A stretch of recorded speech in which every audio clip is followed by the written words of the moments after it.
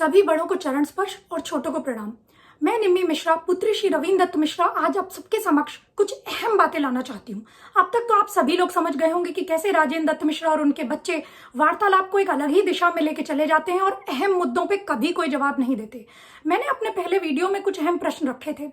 जिन राजेंद्र दत्त मिश्रा जी के पास COP number ही ना हो, वो अपने आप को हाईकोर्ट का लॉयर कैसे बता सकते हैं? फ्रॉड की पराकाष्ठा है। गनीमत है सुप्रीम कोर्ट नहीं कहा। इस मुद्दे पे आज तक इनका कोई जवाब नहीं आया। इनके दामाद शशांक शेखर शुक्ला, जो गुरुकुल के फाउंडर भी हैं, अपने आप को भारतीय वायुसेना से सेवानिवृत्त बताते हैं।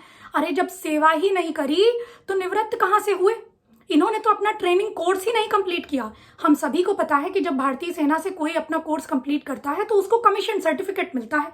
दिखाएं गांव निवासियों को अपना कमीशन सर्टिफिकेट, नहीं तो मिलिट्री कैंटीन का कार्ड ही दिखा दें अगर बनवाया हो तो। इस मुद्दे पे भी आज तक इनका कोई जवाब नहीं आया। राजेंद्र दत्त मिश्रा चेक बाउंस के केस में जेल काट चुके हैं। कोल्ड स्टोरेज पे इनके खिलाफ नॉन बेलेबल वारंट भी इशू हो चुका है। सास ससुर की हत्या का आरोप लग चुका है। इन्होंने एक पथिक नामक बैंक भी खोली थी जिसमें बहुत गरीब लोगों ने अपनी गाड़ी कमाई का पैसा भी डाला था। ये उन सब का भी फ्रॉड करके पैसा हड़प गए और बैंक बंद हो गई। जिस स्कूल के प्रबंधक और फाउंडर ही इतने बड़े झूठे और फ्रॉड हो, वो बच्चों को क्या सच्चाई का पाठ पढ़ाएंगे? प्रीति ने कहा कि मेरे पिताजी ने परिवार के लिए क्या किया है। अरे परिवार के लिए क्या किया उसकी लिस्ट तो बहुत लंबी है। चलो क्योंकि तुमने ये प्रश्न उठाया तो पहले ये बता दें कि तुम्हारे लिए क्या किया। जब तुम पैदा हुई थी तो लड़की हुई, इस कारण तुम्हारे पिताजी तुम्हें अस्पताल में ही छोड़ के भाग गए थे। तब अम्मा का, हमारी दादी का गोंडा फोन गया हमारे पापा के पास कि भैया राजेंद्र भाग गए हैं, ये अस्पताल में पड़ी हुई है, इनको डिस्चार्ज करवाओ। जिस लड़की का पैदा होने के बाद अस्पताल से घर तक का सफर ही मेरे पापा ने तय करवाया हो, वो पूछती है कि परिवार के लिए क्या किया। पहले तुम्हारे लिए क्या किया वो तुम सुन लो। चलो खैर, पैदा हुए बच्चे की याददाश्त नहीं होती, वो तुम्हें याद नहीं होगा, लेकिन क्या तुम वो दिन भी भूल गई जब तुम साइकिल से पैसे मांगने आया करती थी कि दादा पैसे दे दो, पापा को बहुत जरूरत है? कितनी बार आई हो तुम?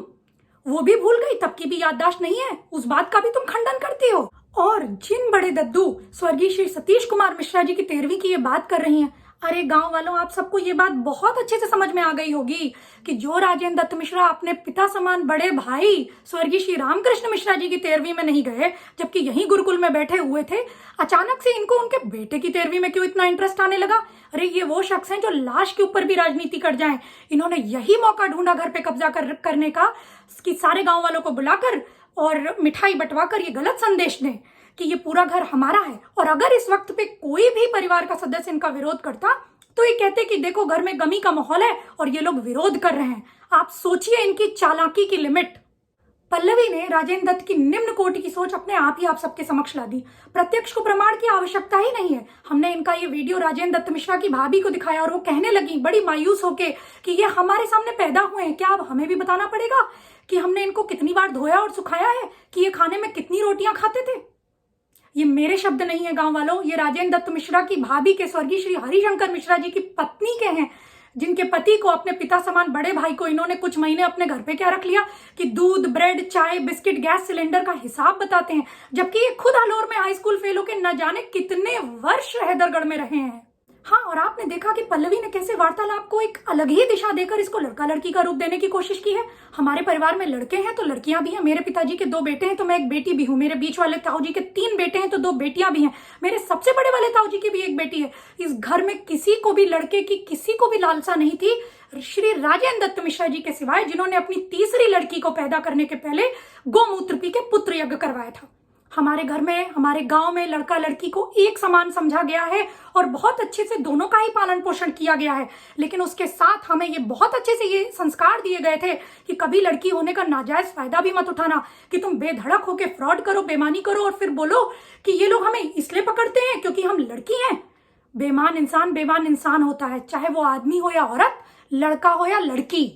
राजेंद्र दत्त मिश्रा जी, हमारे बड़े भाई श्री कमल कुमार मिश्रा जी के बारे में बहुत अदब से बात किया करिए। 1991 में उनका नामांकन हुआ था। आपसे 10 साल सीनियर वकील हैं। उनके पास सीओपी नंबर भी है और उनकी वकालत भी बहुत अच्छी खासी चल रही है। आपने तो आज तक जीवन में एक भी केस लड़ा नहीं होगा। अरे केस कैसे लड़ेंगे, आपके पास तो सीओपी नंबर ही नहीं है।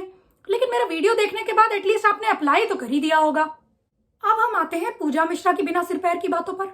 हमारे बड़े भाई अनिल मिश्रा जी ने कहा कि आपने हमारे पुश्तैनी घर पे आज तक एक ईंट नहीं रखवाई और आप उस पे कब्जा करने की नियत रखती हैं।